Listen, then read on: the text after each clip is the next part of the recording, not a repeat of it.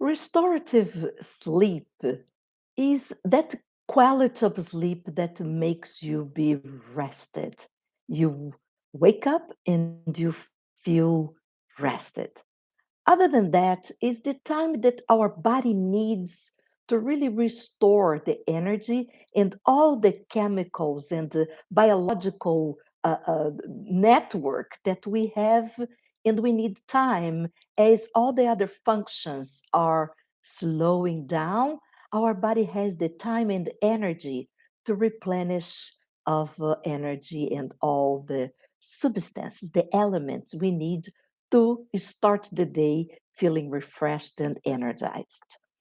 There are so many things and so much of a science around sleep that, of course, I won't enter deeply in that. My focus in discussing with you today is things that we do sometimes so innocently. We don't even are aware, we are not aware that we are doing and we are compromising our sleep time or the quality of your sleep time, so it's not restorative enough to replenish you for the next day. One of the things is the um, electronics close to the time to go to bed. So all the electronics, even the TV, in order for us to have the image, we have all the blinking lights that make the forms and the colors. And these stimulation to our brain when we are going to sleep keeps us awake. So if you have the habit to be on your cell phone or on your computer or watching TV all the way to the time to go to sleep, that's recommended to change and shift a little bit. I know some people use TV as a way to just take them to sleep. But this is another conversation. If you use TV to sleep and when you wake up to go to bed, you don't get like totally awake, is okay. If not, then you can review that and make little changes. I know changes are difficult, but sometimes if you just make a little tweak here, little tweak there, you will be adjusting to what's comfortable for you, but it's also beneficial. Another important thing is people that use devices or have the cell phone as alarm. That radiation is it's imprinting in your body in a very, very subtle way, in constantly imprinting in your body the ondulations and the modulations of that radiation. And this is disturbing. Oh, Katja, but I don't feel this way. Okay, you don't feel this way? Awesome. But I'm talking most directly to people that have the sleep that's not enough. The time of sleep doesn't matter how many hours, is never enough for them to really feel restored. To keep your electronics charging in your bedroom is another aspect that you should review.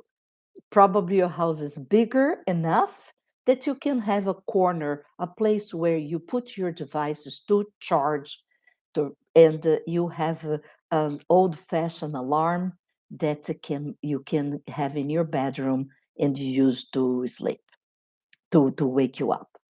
An aspect that's important about the devices is that most of them also shake and tremble when you have emails and messages, and if it doesn't wake you fully, it will disturb your sleep somehow. So I'm pointing to you things, if you don't have a fully restorative sleep, things that you can change to make a difference in your next day, in your morning, when you wake up and you feel totally alert and ready to go. Other aspect is the drinking water. There are so many theories about drinking water, but fact is that if you drink a lot of water after 8 p.m., probably you will have your sleep interrupted to go to the bathroom. I know it's so obvious sometimes, but we don't think about. If you are depleted of hydration during the entire day, of course you will get home and you're thirsty. And I have clients, they say all the time, but that's the time of the day that I feel more thirsty. That's the time of the day that I really need to drink. Probably because your body's asking for more because you didn't give enough liquids during the day. So if you start paying attention in better hydration during the day, at night after 7, 8 p.m., you start decreasing the amount of water.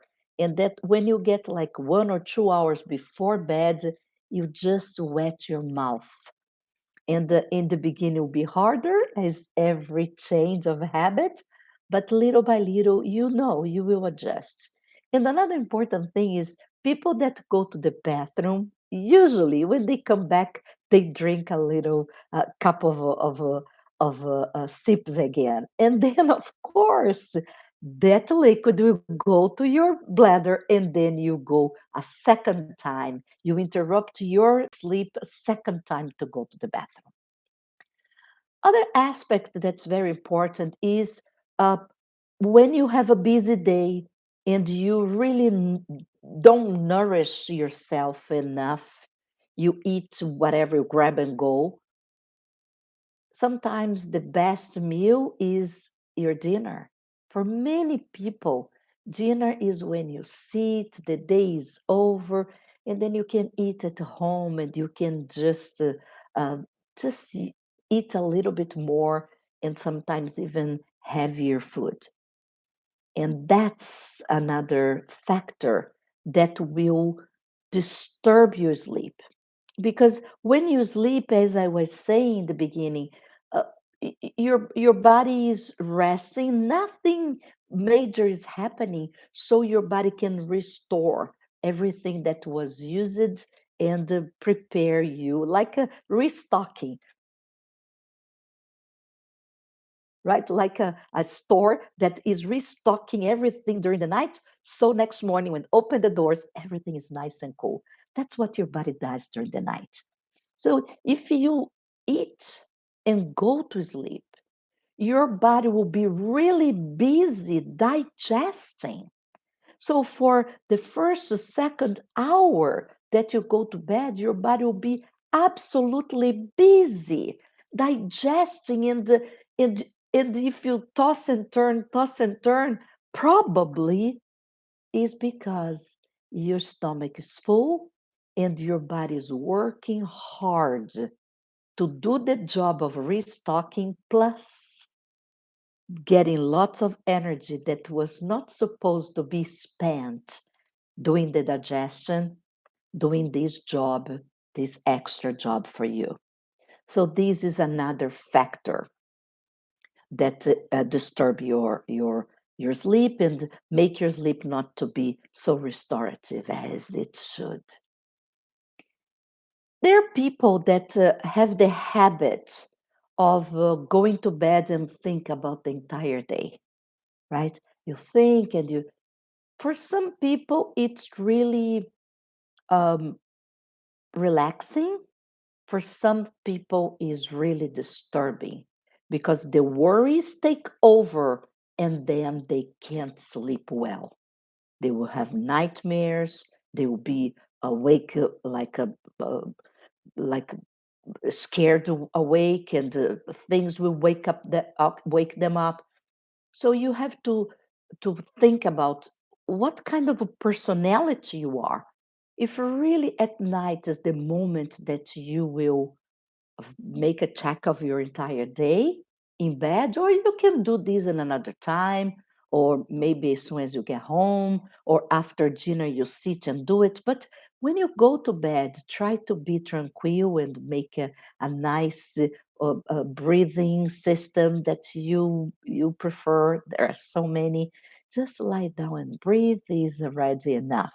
If you have the habit of prayer or meditating, it's an amazing time for you to slow down. I I know that many of you like games or like movies that are movies of action and movies of suspense.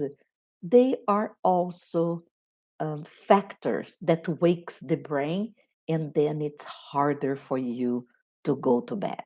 So if you have your selection of movies or TV shows or series are more towards the exciting, try to watch in another time of the day, or maybe select your day off to be able to do that. So, in terms of sleep, that's those are the factors that I would like to really reinforce to you. My name is Katia Ferreira, and I am a wellness coach and an educator. And I am here to answer your questions. If you have any special question or issue that I didn't mention here, I'll be more than happy to answer your questions and you can make your comments. And if you enjoy this video, I really appreciate if you put your like and help us to make this message to go to more people, to be available to other people. So I wish you an amazing, amazing time. And tonight, when you go to bed, try to remember those things. And little by little, go adjusting here and there, like when you were fixing a watch, a Swiss watch. Little bit here, little bit there, and have a wonderful night of sleep. Take care. Bye bye.